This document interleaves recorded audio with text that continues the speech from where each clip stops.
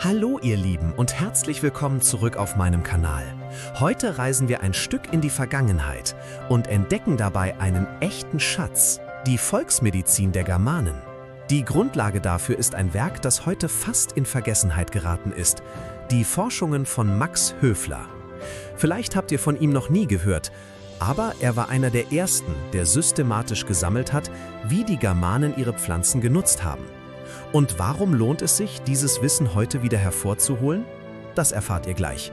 Bleibt also unbedingt bis zum Ende dabei, denn ihr werdet überrascht sein, wie viel davon auch heute noch aktuell ist. Wer war Max Höfler? Max Höfler lebte von 1848 bis 1914. Er war Mediziner, Medizinhistoriker und Volkskundler. Schon vor über 100 Jahren beschäftigte er sich mit einem Thema, das heute aktueller denn je ist. Wie nutzten unsere Vorfahren die Pflanzen direkt vor ihrer Haustür, um gesund zu bleiben? Damals war die Medizin noch nicht so hochentwickelt wie heute. Viele Menschen auf dem Land konnten sich einen Arzt gar nicht leisten. Sie griffen deshalb zu Kräutern, Hausmitteln und alten Ritualen, die von Generation zu Generation weitergegeben wurden. Und genau hier kommt Max Höfler ins Spiel. Er hat dieses wertvolle Wissen gesammelt, aufgeschrieben und wissenschaftlich untersucht. Für ihn war klar, in den Geschichten, Bräuchen und Mythen steckt mehr als bloßer Aberglaube, nämlich Hinweise auf echte Heilkräfte der Natur.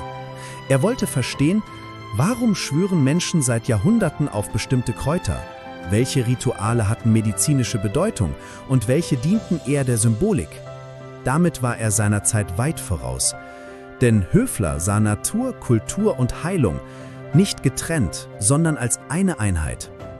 Jetzt fragt ihr euch vielleicht, warum sollten wir uns heute mit so alten Dingen beschäftigen?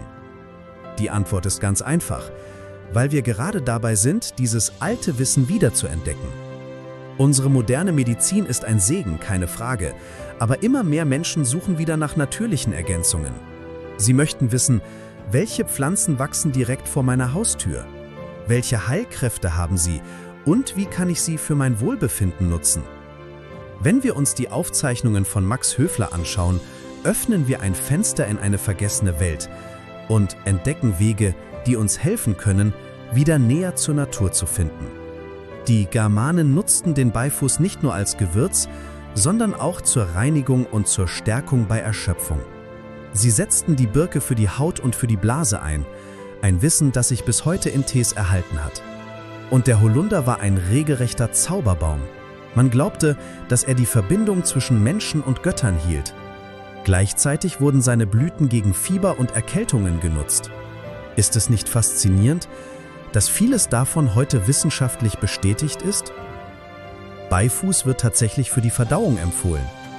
Birkenblätter sind in der Phytotherapie bei Blasenproblemen anerkannt. Und Holunderblütentee kennt wahrscheinlich jeder von euch als Hausmittel bei Erkältungen. Besonders eindrucksvoll ist, wie Höfler gearbeitet hat. Er hat alte Volkslieder gesammelt und darin nach Heilpflanzen gesucht.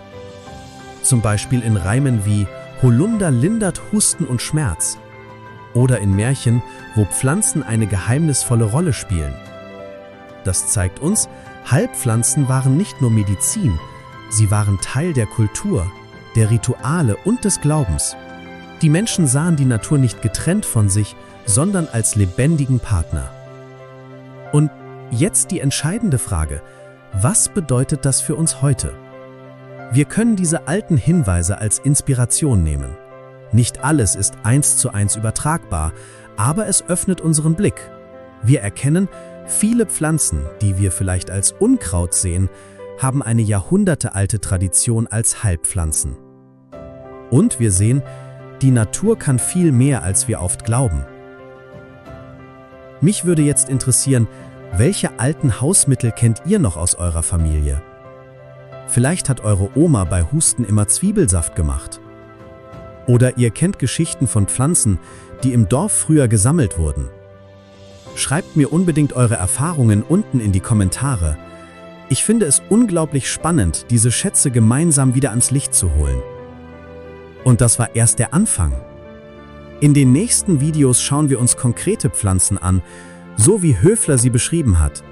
Wir entdecken ihre Geschichte, ihre Volksnamen und natürlich ihre Wirkung, damals wie heute. Wenn ihr genauso fasziniert seid von diesem alten Wissen, zeigt es mit einem Like und teilt das Video, damit mehr Menschen die vergessenen Heilkräfte der Natur entdecken. Und vergesst nicht, abonniert meinen Kanal und aktiviert die Glocke, damit ihr den Start dieser Serie nicht verpasst. Ich hoffe, ich konnte euch heute einen spannenden Einblick in die Arbeit von Max Höfler geben und warum sein Wissen auch heute noch so wertvoll ist. Denn die Volksmedizin der Germanen ist mehr als nur Geschichte.